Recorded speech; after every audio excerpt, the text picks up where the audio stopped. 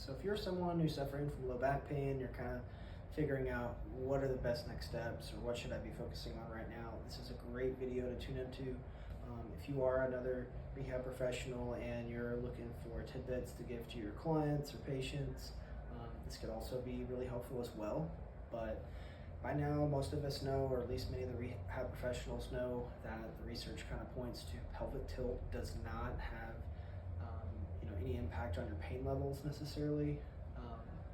And so while this may be true, I will say that inability to control your pelvic tilt can lead to painful scenarios. So just not having that proper motor coordination. So I just kind of want to break down a really simple movement like the sit to stand.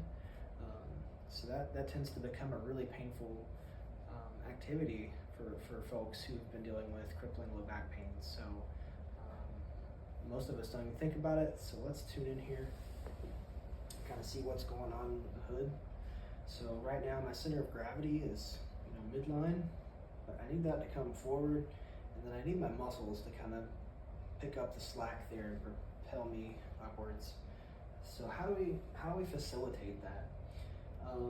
So a lot of times when we have really chronic cases, we'll see pressing up here, that's a minor sign. So that assistance with the hands to kind of propel themselves upwards is a positive finding for disc pathology, if you didn't know that.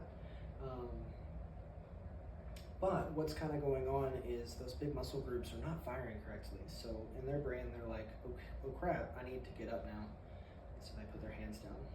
You'll kind of notice a lot of swaying into those positions due to lack of mobility or whatever reason. Maybe there's a painful area they're trying to avoid. But what's really happening there is we're losing a lot of that potential energy that we could be redirecting to our muscles to then help us up. So what we want to do is fire the correct muscles and then appropriately shift the center of gravity. So kind of need our hamstrings in on this. I know this sounds kind of weird, but pretend your feet are glued to the floor and then slowly try to drag your heels back. So that hamstring activation is going to help us with that lean in. So you'll want your feet,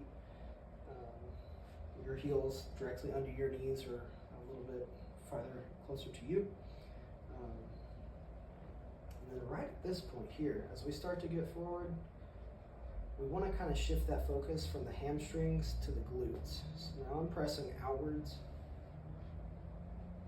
and then pressing down through the heels. So a little bit of glute max, glute medius activation there, all glute max, right there.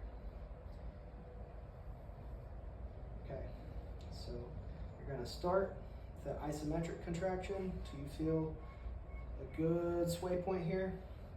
Get that center of gravity leaning forward, redirect that tension. So pressing out and down.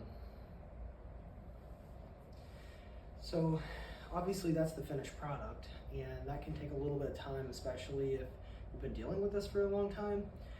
If there are like trigger points or myofascial elements impeding that muscle, that's a really high payout way to spend your time.